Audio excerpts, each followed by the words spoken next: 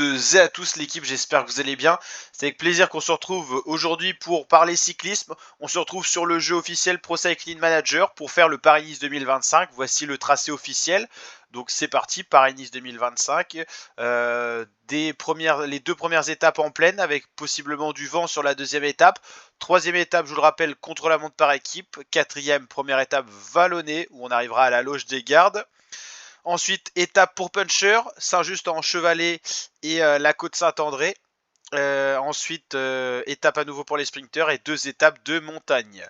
Les équipes qui seront sur ce parcours-là, on aura tout simplement ces équipes-là plus la Caja Rural. Et au final, c'est la Unibet Tietema qui ne sera pas là. Et donc toutes les autres équipes, elles seront bien là. Israël Premier Tech sera la grosse équipe absente. Et ils sont pas au World Tour, donc ils sont pas forcément là. Et ça sera la Caja Rural, petite surprise, qui sera sur le tracé de Paris-Nice. La Lotto ne sera pas là, la Q36.5 non plus. Alors j'hésitais pas mal pour le choix de l'équipe. Je sais pas trop encore quelle équipe prendre. Les maillots ont un peu changé, les noms des équipes également. On a mis tout à jour.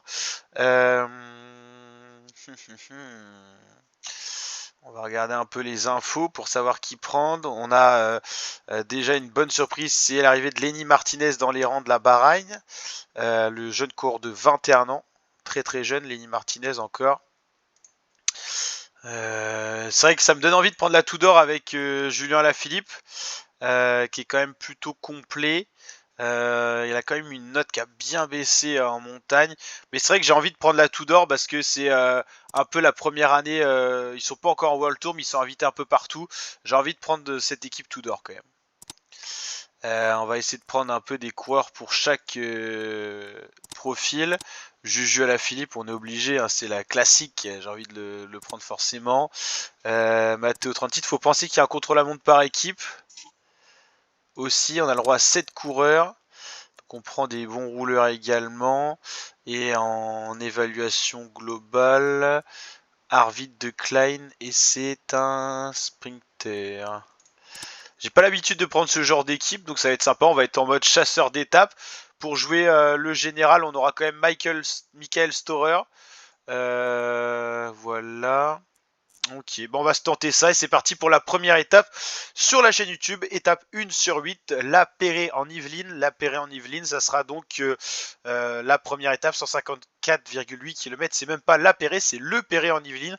Petite ville à côté de Paris. Paris-Nice, la course au soleil. On part de Paris et on arrive à Nice sur la côte d'Azur, la mer Méditerranée avec le soleil et tout ça. Tout ce qui va, et bah c'est parti pour cette première étape. C'est avec plaisir en tout cas qu'on fait ça sur la chaîne. Et hâte que la vraie course ait lieu également. Il y aura quand même 3 côtes de répertoriés en 3ème catégorie pour attribuer des points de grimpeur. Donc on va essayer peut-être de mettre quelqu'un dans l'échappée. On jouera le sprint massif. On regardera avec les formes du jour qui est le plus apte dans notre équipe à jouer le sprint. Au niveau des favoris pour cette étape, Jasper Philipsen. J'ai vu Binyam Grimaille également s'afficher dans les gros sprinters à battre. Voilà, on regardera également l'effectif des favoris. Au niveau des coureurs annoncés, on sait que Romain Bardet sera sur la course. Au niveau des Français, le petit Lenny Martinez dans les rangs de la Bahreïn également. Donc il y aura du beau monde. 154 coureurs. Bonjour et bienvenue. Le relief de la course est plat. Le peloton risque de rouler vite. Et ben on a de l'appui pour cette première étape.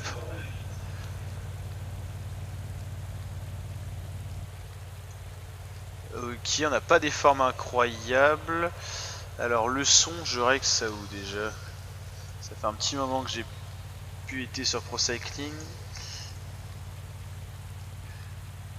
Ok. Il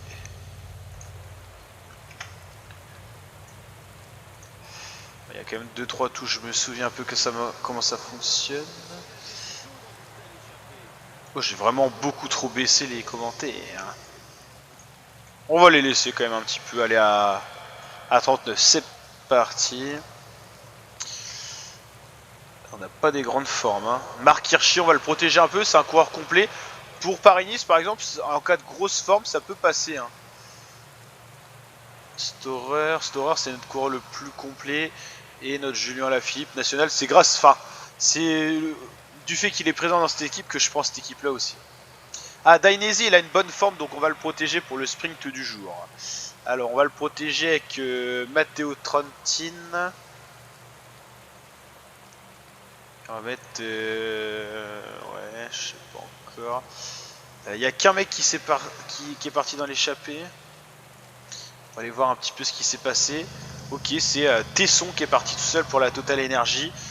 Bon, s'il y a un seul mec qui est parti, on va pas aller dans l'échappée.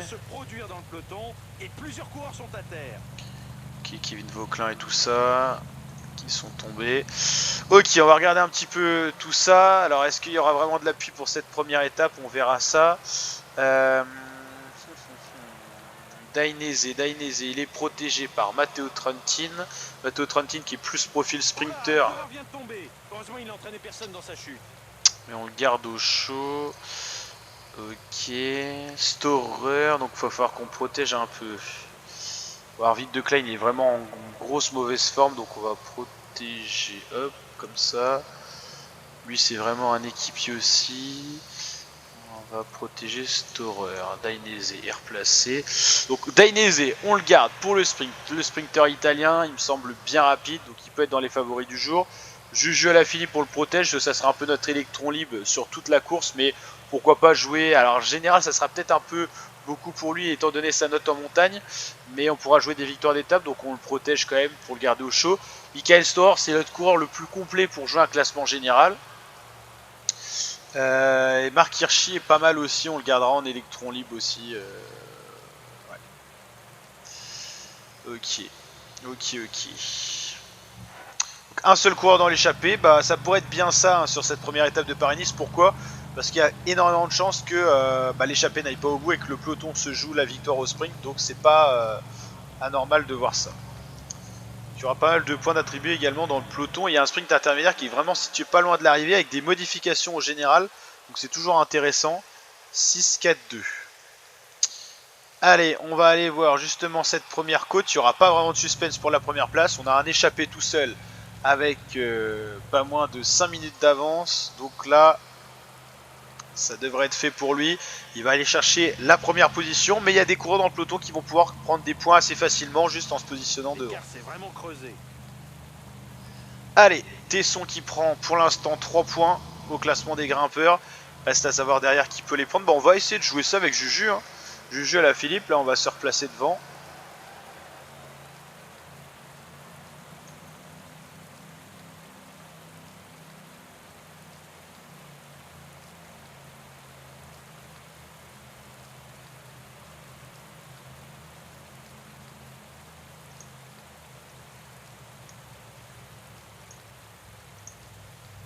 Il est sorti du peloton comme une balle. Voilà, c'était juste pour prendre les points. Rien de foufou. On prend 2 points un peu gratos, j'ai envie de dire, donc tant mieux. Hein. C'est vrai qu'on peut jouer le maillot de grimpeur avec Julien Alaphilippe, hein, c'est une bonne chose ça. Au final, qui est qu'un coureur dans l'échappée, c'est limite une chance pour nous. Bon, ça a réduit un peu l'écart peloton échappé. Parce qu'on a bougé un peu les choses. Le peloton a largement augmenté son rythme.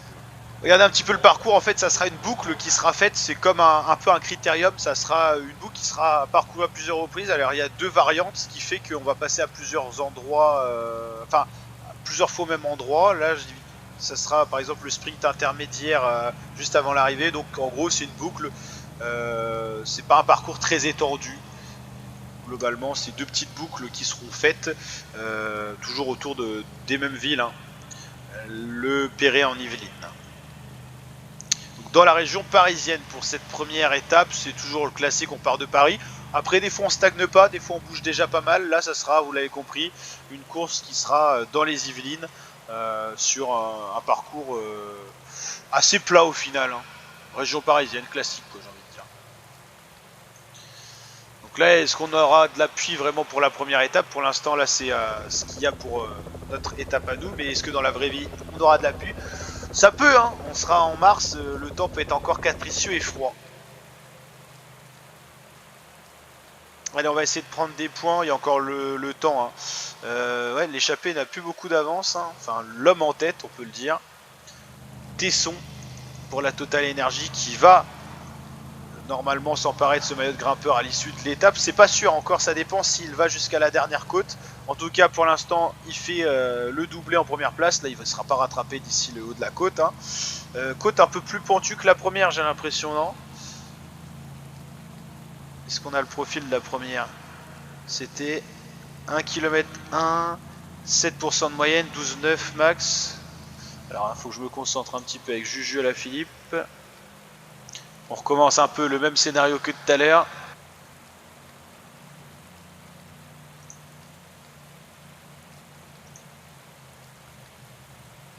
Voilà. On reprend quelques points, ça fait pas de mal.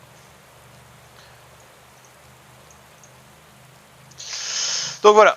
Alors, on comparait les côtes. On avait 1 km 1 à 7% de moyenne, 12,9 max. Et là, on avait 1 km 4. Non, c'était même moins dur, la côte des 17 tournants. Voilà, deux premières côtes, deux passées. Tesson qui prend les points à chaque fois. Et bah, du coup, Marc Hirschi, on l'a pas vraiment fait exprès. Mais vu qu'il est dans la roue d'Alaphilippe, il a pris des points aussi. Ça peut nous servir. On va voir si Tesson arrive à aller jusqu'à cette ascension-là, la côte de Saint-Villiers-Saint-Frédéric. Côte de Villiers-Saint-Frédéric, on va y arriver. Qu'on a déjà arpenté une première fois. Et donc, vous l'avez compris, vu que c'est une boucle un petit peu, on va repasser devant. Et après, il y aura les sprints intermédiaires. Il y a beaucoup de choses qui vont s'enchaîner dans le final. Et j'ai pas l'impression que le coureur en tête va résister au peloton qui a commencé à accélérer. 1 minute d'avance.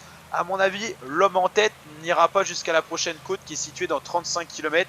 56 km de l'arrivée, c'est une étape assez courte et on va passer sur la ligne d'arrivée. Voilà, ça serait vraiment une étape de reprise un peu de début de saison, 156 km, format très petit, on n'aurait pas du tout ça sur un grand tour, hein, ou alors c'est très rare. Enfin qu'on commence à replacer notre train de sprinter également, on va mettre un peu en accéléré.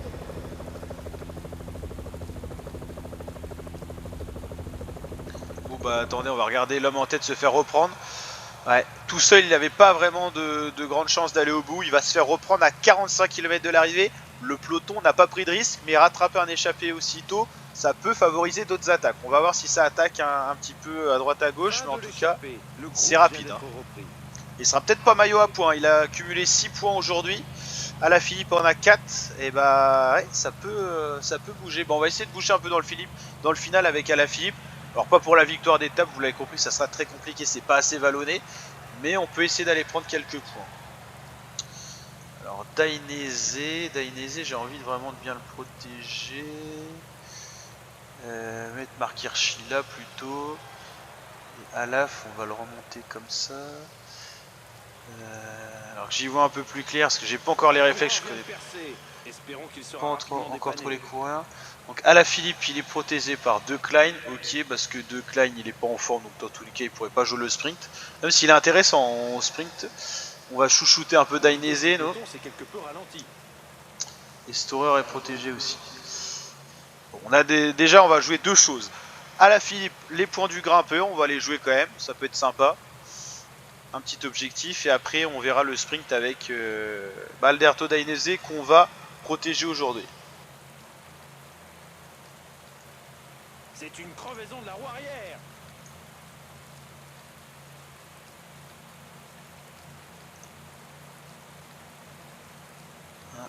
À mon avis, il aura du mal à réintégrer le peloton ou en tout cas jouer le sprint. Non, c'est pas un sprinter de toute façon. Molénard. Oula, petite équipe, c'est la Caja Rural ça, non? Ouais, c'est la Caja Rural.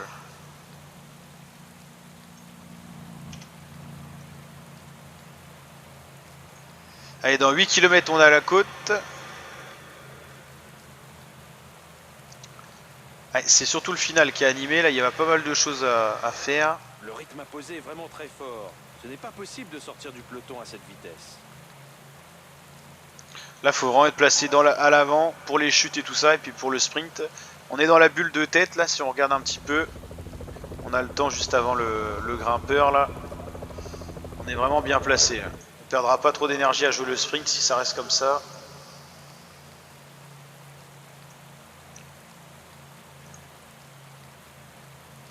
Allez, la première partie, c'est Alaphilippe qui nous gère le truc avec De Klein.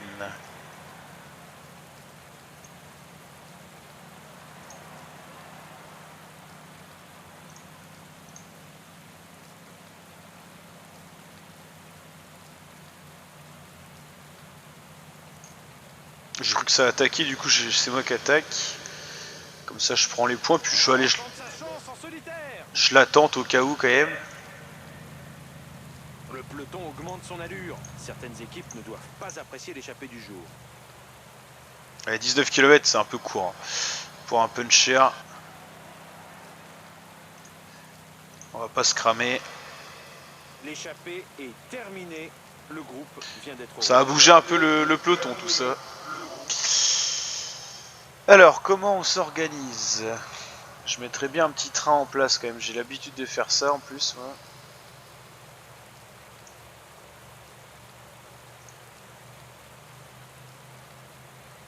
16 km, ça va arriver assez rapidement. Hein.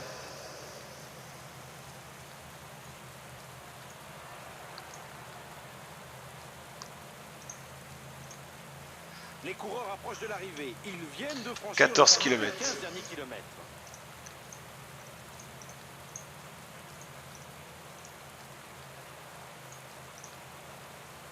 L'allure est moins rapide.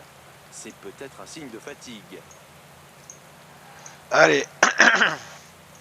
Le train en place. Alors, Matteo Trentin, ça sera le poisson pilote. Ok. Ah putain, oui, il joue le sprint intermédiaire, j'avais pas capté ça. Putain, Mads Pedersen qui joue déjà le sprint intermédiaire. Genre de Meus, Biniam Grimay. Pour moi, ils vont se cramer. Hein. C'est risqué de jouer le. Moi, je le joue pas en tout cas. Je prends pas le risque. Les équipiers des principaux sprinteurs ne laissent plus aucun bond de sortie. L'étape va se terminer par un sprint massif. Putain, il m'en manque un dans le train. J'ai pas trop bien géré.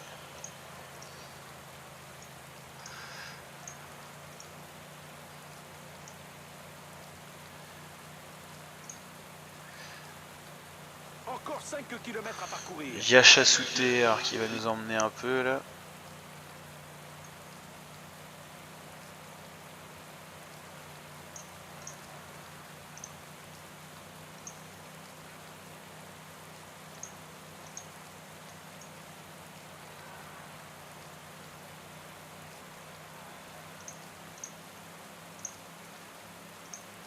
Je me suis un peu embrouillé là. Ah putain, est-ce qu'il va passer? Ah, j'ai pas fait un très beau sprint. Putain, imaginez, c'est Mads Pedersen qui gagne alors qu'il a joué le sprint intermédiaire et je crois qu'il a gagné le sprint intermédiaire. Devant, bah c'est exactement le même classement qu'au sprint intermédiaire au final. Sauf que c'était Jordi Meus et là c'est Van Aert. Putain, je finis que 7ème. C'est pas terrible les fratés là. Et bah victoire de Mads Pedersen pour cette première étape. Devant, alors c'est Pedersen devant Biniam Grimay et Wout van Aert, Philipsen, Meus, Lorenz Pitti, Dainese, on fait que 7ème, c'est vraiment pas terrible. Classement général, bah, Mads Pedersen premier maillot jaune du coup. Classement du meilleur grimpeur, on aura quand même ce maillot là pour nous consoler avec Julien Alaphilippe. 7 points devant Jason Tesson. Ok, classement par points, classement des jeunes et classement par équipe. Ok, bah voilà cette première étape qui était dédiée aux sprinters. Il n'y a pas eu de surprise, ça a été un sprint. On n'a pas été si performant que ça. On fait 7ème avec notre sprinter et après on a quand même des coureurs bien classés, ceux pour le général notamment. Ouais, un peu déçu sur le sprint, mais c'était pas si évident que ça. La deuxième étape, ça sera du sprint également. Allez, je vous dis à très bientôt pour de prochaines vidéos l'équipe. Ciao, ciao.